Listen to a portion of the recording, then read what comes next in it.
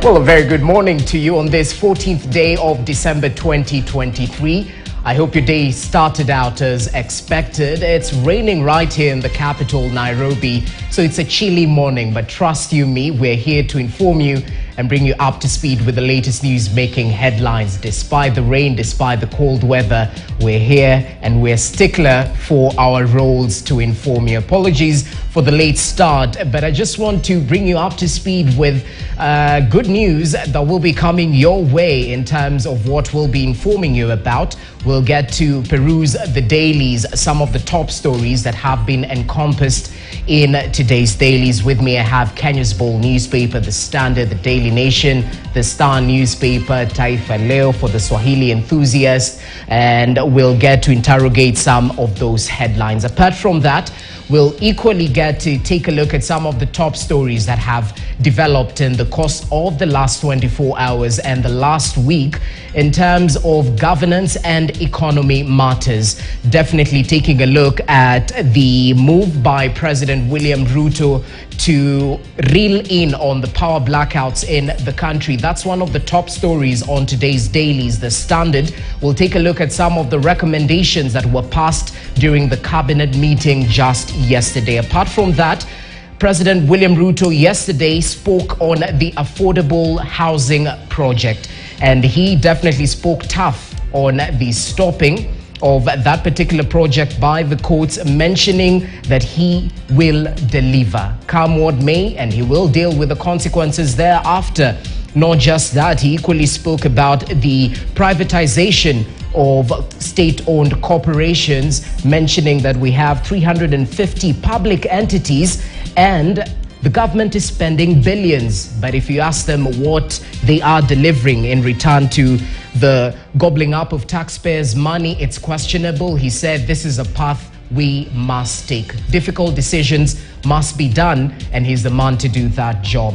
We'll definitely get to highlight that, including some of the excerpt of his speech during the Jamhuri Day celebrations, where he talked about the state of the economy, sort of giving it a clean bill of health, mentioning that we were highly ranked by the World Bank, 29th fastest growing economy. That's according to the World Bank, what President William Ruto said in terms of 5.4% GDP growth. So the question is, in terms of these figures, it all looks good, but is that being felt on the ground? Is the hustler feeling the economic turnaround in terms of what we're experiencing in the country? We'll get to deliberate that with my panelists, who I'll be introducing a little bit later on. Let them enjoy a cup of tea as I bring you up to speed with what has been covered on today's dailies. Perhaps let me give you a word of encouragement this morning.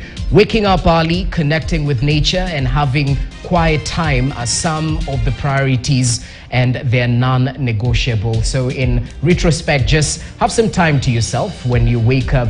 Plan your day ahead. Make sure you tick those boxes, dot the I's, cross the T's as you get to kickstart your day and implement the plan you had set out thereafter. So let's get to the papers. I'd like to begin with Kenya's Bold newspaper, The Standard. Just inform you about what has been covered on the front page and some of the pages within Kenya's Bold newspaper, The Standard. The headline today, the splash, is all to do with blackouts, as I had informed you earlier, as President William Ruto cracks the whip. That is what you'll be waking up to today morning in terms of the top story on the front page of The Standard. President Ruto cracks the whip. And right there, we have some of the measures that have been instituted by the government in terms of the after effects of the cabinet meeting that was held just yesterday.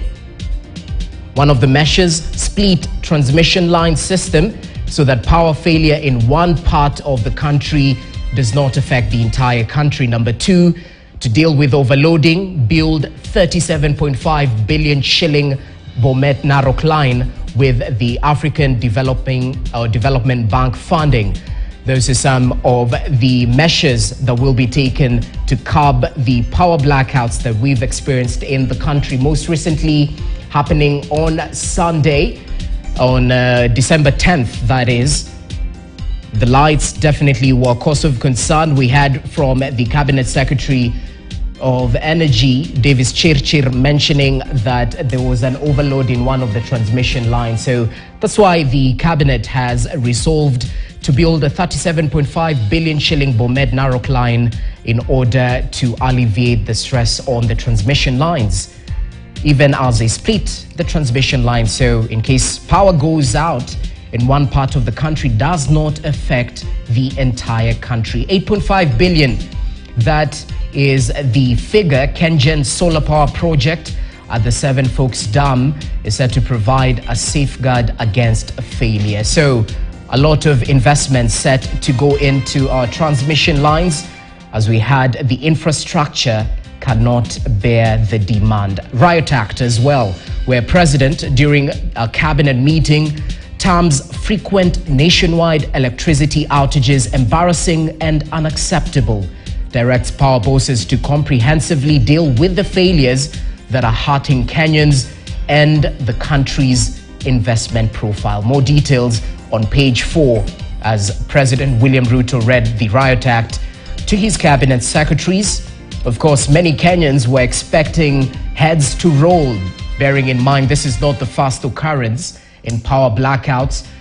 Recently and earlier on, we've had the cabinet secretaries talk firm and mention that it won't happen again, even going to a point of apologizing to Kenyans for the inconvenience caused, not just at the airport where the major terminals were affected and the generator didn't start and pick up in time, equally in hospitals and other critical infrastructure.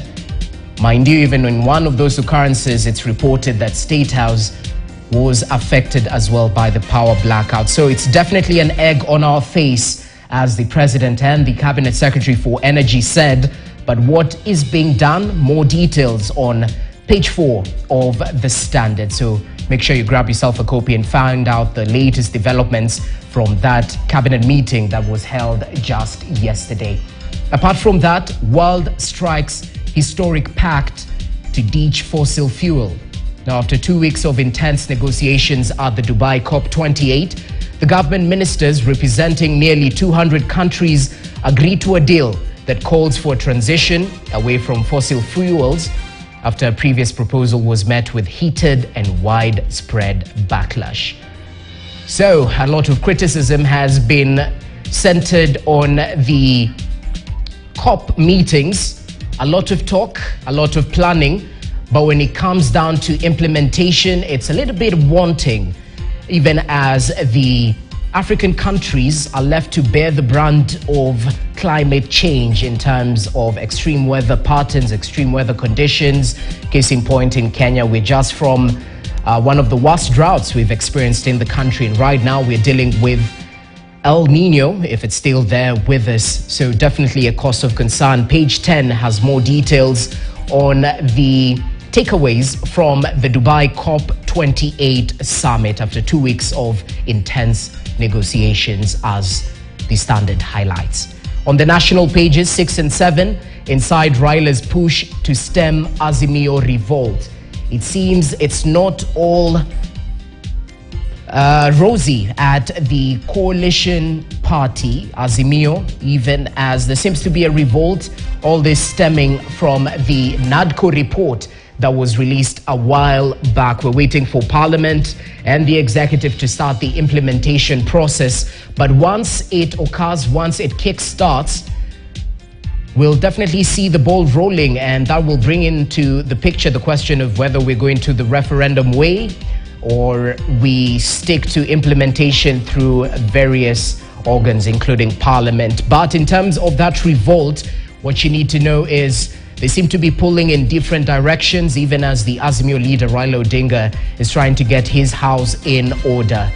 Martha Karua, just to mention a few, including the former cabinet secretary, who are pulling in different directions. They question the recommendations by the NADCO committee in terms of the cost of living, and equally they question how it was all centered in terms of creating positions. More details on pages 6 and 7. We'll definitely get to interrogate that story with my panelists right here in studio in just but a few. But on national page 8, MP's sibling rivalry goes to court. Find out more about the sibling rivalry between the upper and lower house, if you may call it that way, the Senate and the National Assembly, perhaps stemming from the Finance Act. That's where the rain started beating us. More details on page 8. While page 23, Israel losing backing over Gaza war. Find out more details on the Israel-Hamas tiff. That is definitely a cause of concern in the geopolitical space, the global geopolitical space. On page 40, the sport pages, lonely walk to reality. Tough times for Manchester United fans. I beg your pardon. Find out more, even as they were bundled out of the European competition.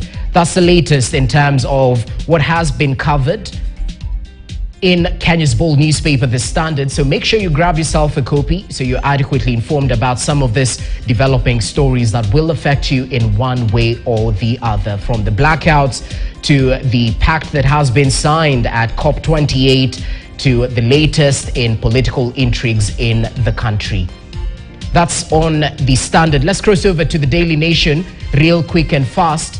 Just highlight what you need to know about the front page of the Daily Nation. The main story going with a recent conducted poll where the headline says hustlers are the most dissatisfied. 84% of Kenyans who believe the current economic conditions have worsened compared to a year ago. That's a damning number. 87% of Kenyans who have cut down on personal expenditure due to the hard times.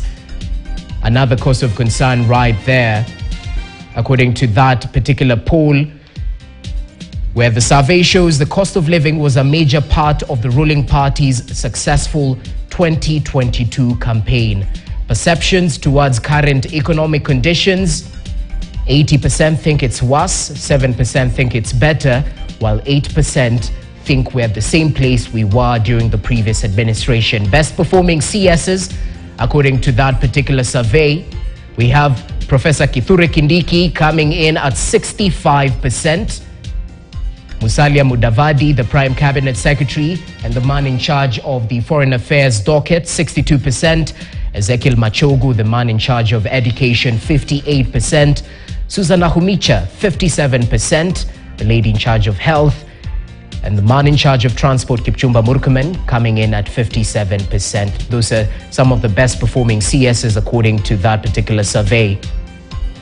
It's also written right here, and more details on page 7, as how Kenya Kwanza supporters are the most disillusioned with the state of affairs in the country, according to a new opinion poll, with the majority citing the high cost of living, unemployment, and corruption. This even as President Ruto on Tuesday asked Kenyans to be patient, saying the country was on the right track. We'll get to play some of his sentiments that he shared with Kenyans during the Jamhuri Day celebrations on the state of the economy, as well as the visa-free entry for foreigners as they come to Kenya. I remember he mentioned Tobong Lore, mentioning welcome home. So more details on that particular survey on the pages of the Daily Nation. Make sure you grab yourself a copy. End of oil age. COP28 ends with deal on fossil fuel phase out.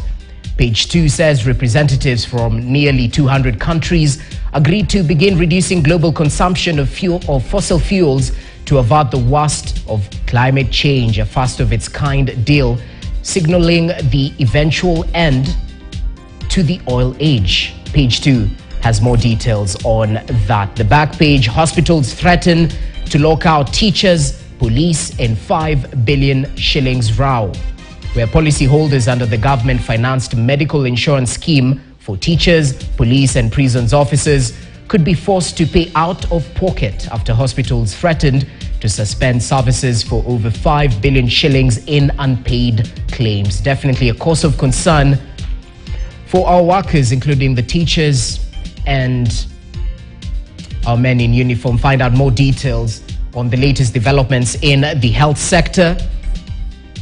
Page 36, Omanyala now targets 100 meters, 200 meters races at Paris Olympics. Find out more details as we celebrate our own. Page 5, Cabinet moves to end power outages. One of the stories we'll be evaluating with my panelists right here in studio.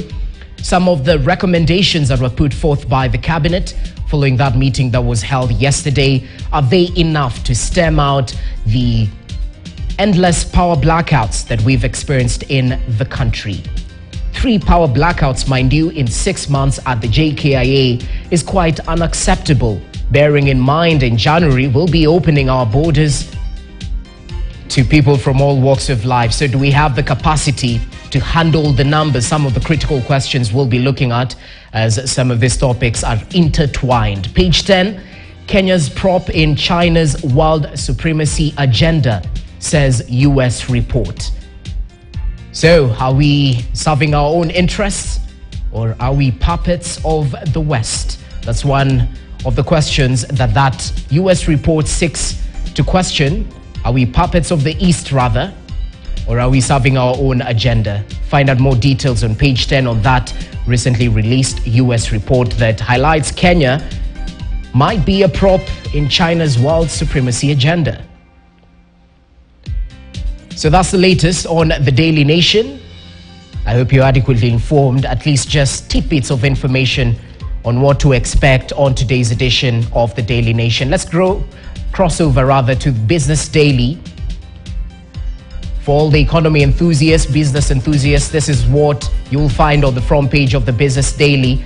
Taking a similar story to what we've just highlighted, Kenya pawn in China's supremacy agenda. That's according to the US, where Kenya tops recipient of BRI investment in Africa.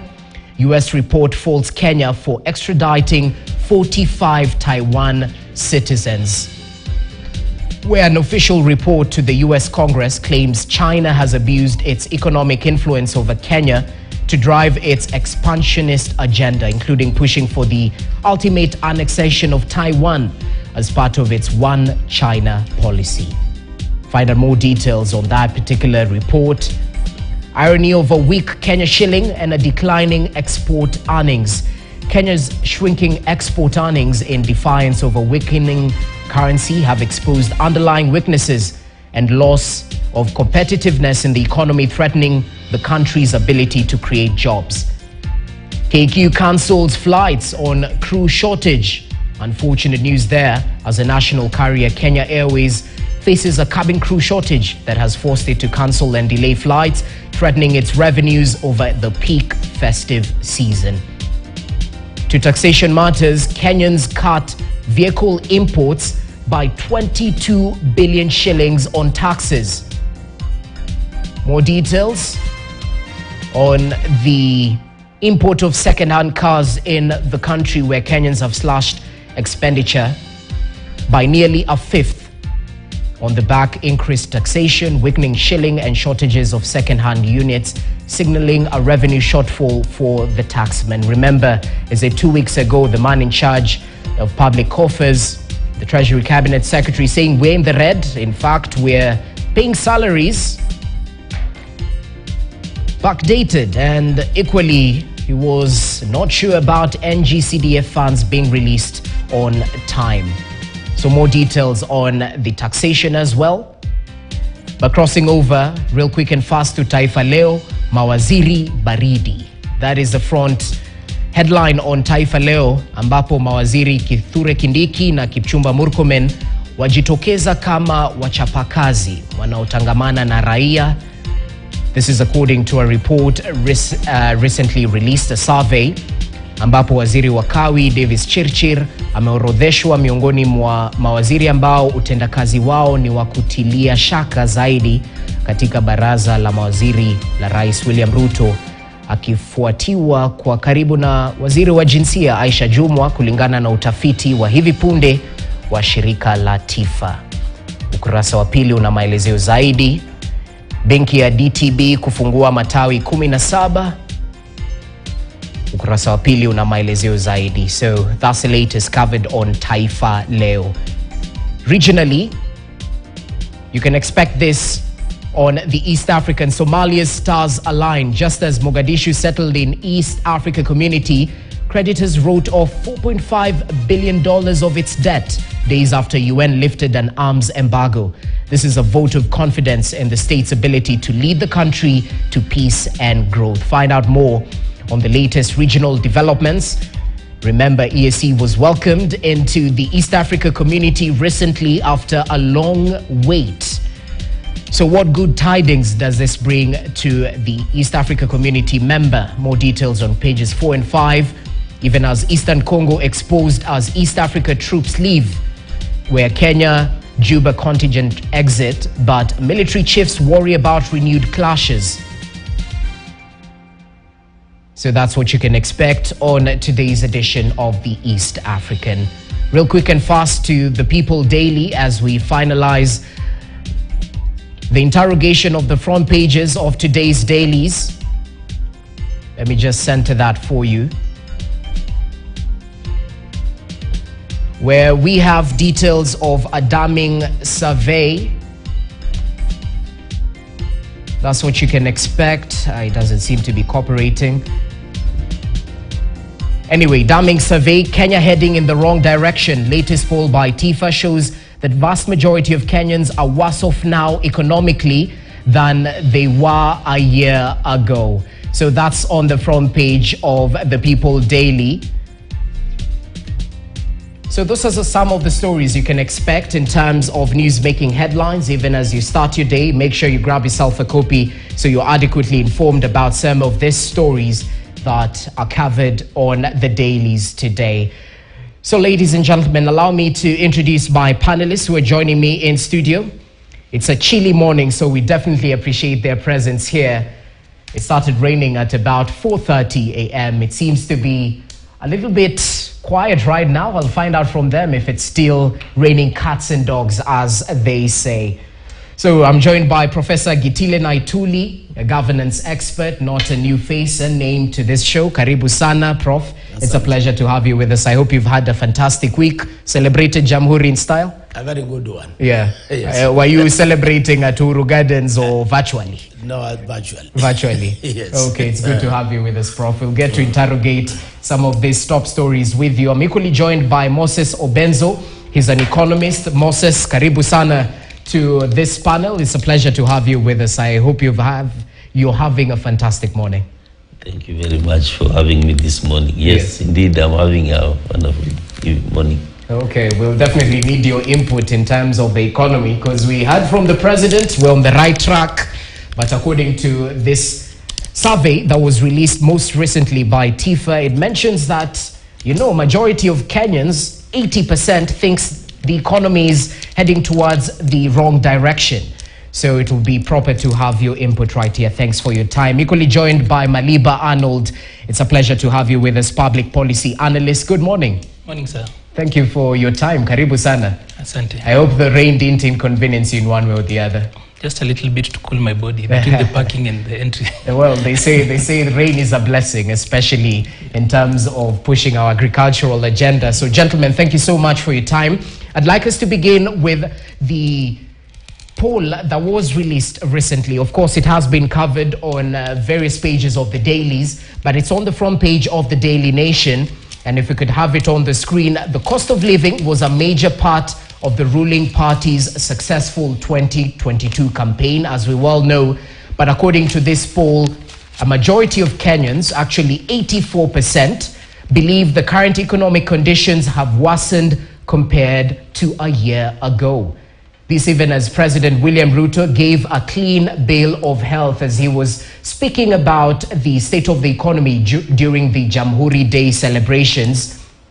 And perhaps you could just play that clip that we have in terms of Ruto's sentiments around visa-free entry into the country, and equally on the state of the economy in the country, where he highlighted that according to a World Bank report, we're the 29th fastest growing economy in terms of 5.4% GDP growth. Listen in to what the president had to say.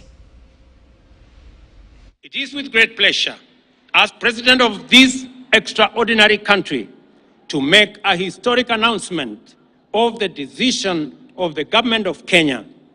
Beginning January 2024, Kenya will be a visa-free country. All travelers will obtain electronic travel authorization as they come to Kenya. Inflation is now 6.8%, down from a high of 9.2% a year ago. In the last 6 months, our GDP has grown at a rate of 5.4%, making Kenya the 29th fastest growing economy in the world, according to the World Bank. There is no question about it. What we have done together, the price we have paid together, and the sacrifices we have made together have rescued our country from an economic catastrophe. I can now confirm, without fear of any contradiction, that Kenya is safely out of the danger of debt distress and that our economy is on a stable footing. So our economy is on a stable footing. We're out of debt distress. So let's start on that particular note. Prof, I'd like to begin with you. What do you make of the state of the economy? Because on one end, we've heard from the president painting a positive picture on the state of the economy. Inflation has definitely gone down, GDP growth, whatnot.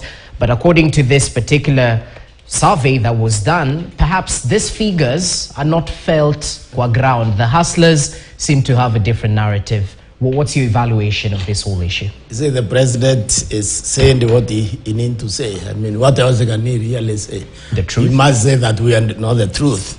He must say that we are doing well. It is his government which is on the dock here. But there was a Ghanaian deputy president the other day. I think I saw him in a clip. He said, you can't grow an economy by propaganda. Propaganda means you can't grow an economy by lies. He said you can try, but the currency market will betray you. Because the only way you know whether the economy is grown is how strong is your currency. Because the currency is openly traded. So the shilling continues to weaken.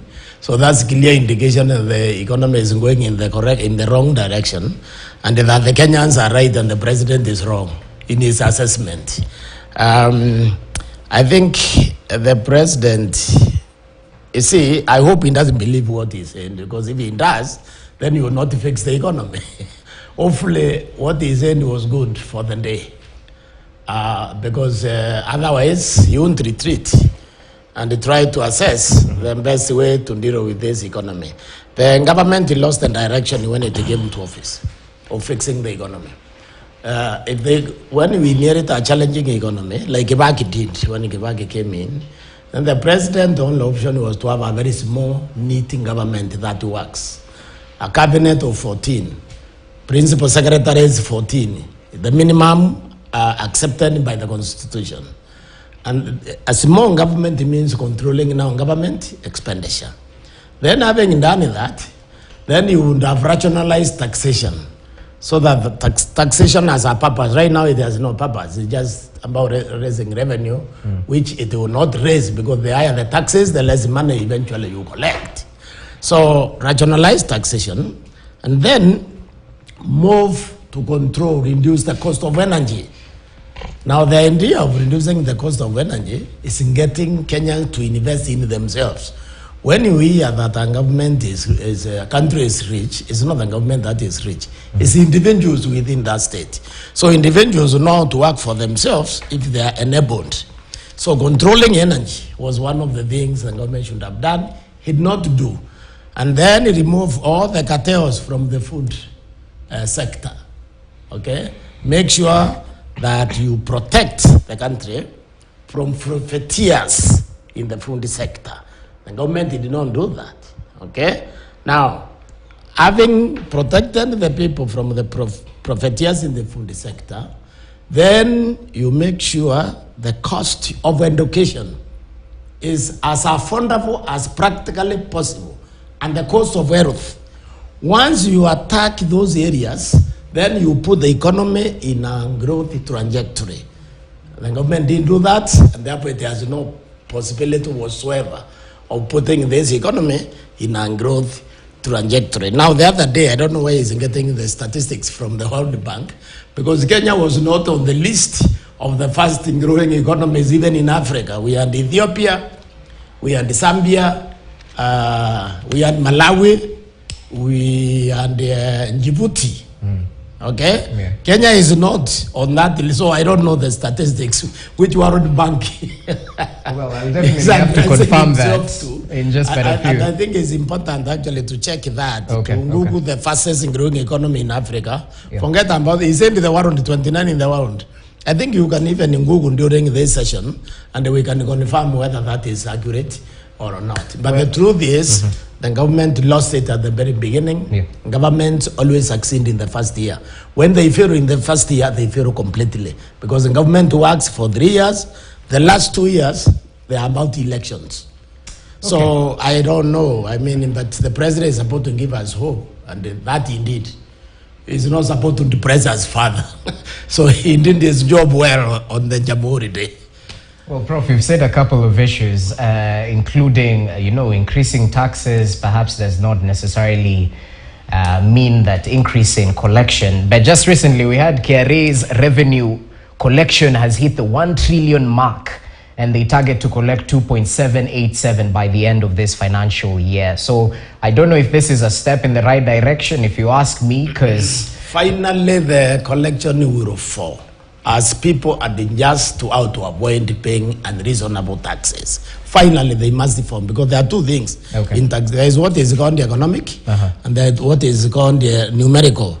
So you raise the taxes. In the short term, numerically you may collect more, but the economic will always win, because they will dip as people avoid high taxation. I mean, as I was coming here in the radio today, and that Procter & Gamble, some American companies leaving Kenya because of high cost of living, high cost of doing business. Yeah.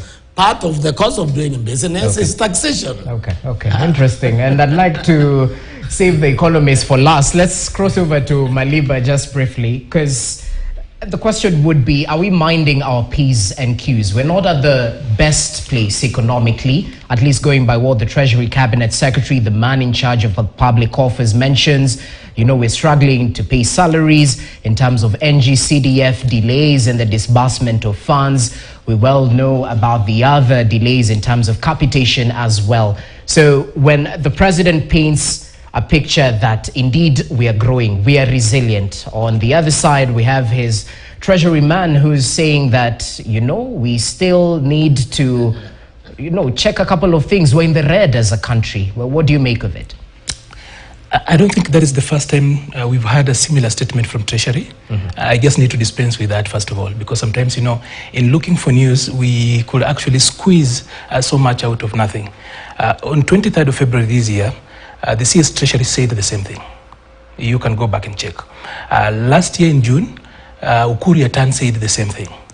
In 2019, I think in May, should remember the exact date, then it was Rotich saying that we are broke. If you were to cross over and look elsewhere, every time CS Treasury, or rather the ministries in charge of Treasury, are actually put to task, in times of illiquidity, they always come up with the word, we are broke. So it's not really something that really we can actually run away with. Secondly, the word fiscal, and we've got an economist here, a fiscal deficit, or whatever you want to call it, whether you call it a budget deficit or whatever you want to call it, that word deficit technically means, for me as a public policy person, I'll tell you, technically means that you're broke. Because you have got a need that you need to service, but you do not know how you're going to get the money for that. That therefore means that literally all governments on earth, if you were to look at it from that particular end, are always technically broke. But is it really true that all of them are broke, as it were, if you were to look at the word in its strict essence? No. Are we having a problem with our T-bills, the T-bonds? Normally, if you have got illiquidity this month, unless you're having a problem with the sales of T-bills and bonds, it's always solved the next week when you raise money. So it's like you have got a check, it's not really matured. So illiquidity is not necessarily the same as brokenness, and you will play around with those words. I just needed to actually lay that to bed. So it's not, as it were. Secondly, both the president and the people are saying the right thing. The president speaks from macro. For him, that is where he actually wanted to paint the picture. What is the monkey on our back? What is the elephant in the room at the moment? It was, and that is why I see a lot of people getting angry when David Ndii says the things he does on Twitter. You know, David Ndii has got this deja vu moment. If you can just go back 5 years ago, 7 years ago, 6 years ago, he wrote and said, "We will be here." So when he comes up and sounds like, "I told you so," and we don't want to actually feel that. When he told us then, we tried to really rain on his parade. At some point, I remember a newspaper that did away with him as a columnist. That's how they ended up coming up with the elephant. Okay. So for him, a lot of times he's speaking from a place of where, almost sounding like a prophet of genius, a Jewish prophet perhaps, who told you that, "I told you we will be here." So once he comes in here and he's telling us, and but then you just need to cross-check. Unfortunately for us, sometimes even those of us who do morning commentary or TV commentary, we don't even cross-check. He is coming from somewhere. You can actually see what he said and what is happening now. So the president speaking at macro level, have we been able to avoid what was the doom that was actually, not just by us, by economists, by international organizations talking about Kenya will default by 2022. That was there. We've actually run away from that. If you actually just lifted your nose a little bit higher than the national noises, then you will realize that our neighbor on the north, just exactly at the north, they've defaulted. He will tell you that in 6 months, see what that default on debt will actually do to their economy. Is it a place where we will want to be? No. Are we okay if you are to flip and go on the micro? Are we okay as a people? Definitely the conditions are difficult. If you look at paragraph 17 of the president's speech, he doesn't paint a rosy picture. He's talking about the painful decisions we've had, the carrying of a joint burden. So first of all, the president says that it's bad. And if you're fixing something, it means it's broken. And it wasn't broken in the last 1 year. This economy was broken progressively and sometimes very viciously in the last 10 years. So from a macro level, the president is saying that the fear that we had, the tension that if Kenya defaults, see how the markets have been behaving.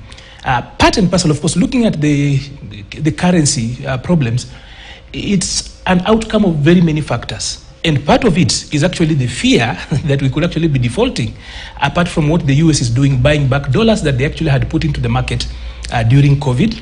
Our export is actually so low. Now, whatever brings in the highest foreign exchange are actually the people we have sent to the Gulf. For the first time, the money coming from the Gulf, foreign remittances, have actually exceeded the ones that come from the West. And normally in the West, we send our best men, people like Professor Naituli here, people who are cream de la cream. Those are the people we send to the West. But the labor export we've done on the other side is what, for the last 1 year, has actually exceeded or going the other side. So it depends with how you look at it. Sometimes you are discussing the same thing from two different parts. You remember the story of the blind people who all of them touched different parts of an elephant. One said it looks like a tree trunk. Another one said it looks like a blanket because they had the ears. So everyone, that is why if we were to tell the story, and because we who do media work here, we are storytellers, we only use facts to buttress the story. And I will actually finish by just going back into with 2 lines on the survey. You know, this survey looks like it's a likability survey because the CSS who do not interact very freely with people, they are not very friendly. The people who are at the end. So there was already a bias. In polling, there's something called a bandwagon effect. That bandwagon effect is my second point on that, is that if you hear a choir of how things are difficult, you will actually believe it is. It's Goebbels who said that if you repeated a lie many times, it actually becomes a truth. There are aspects of the economy that are better today. There are others that are difficult. That balance must be there. And this poll does not capture that. Okay, interesting. So there are aspects of the economy that are better, some that are difficult today, and this poll might not capture it. Good thing we have an economist in studio. Obenzo, I'd like us to take a short break, but as we come back, we'll put you to task to perhaps tell us your view on the high cost of living, on the creation of jobs in the country, and the fight against corruption. What aspects do you think we're winning? What aspects do you think we need to tighten our bells, so to speak. So allow us to take that short break. You're watching Morning Prime. Do stay with us. A lot more coming your way in the next 2 hours. Do stay with us.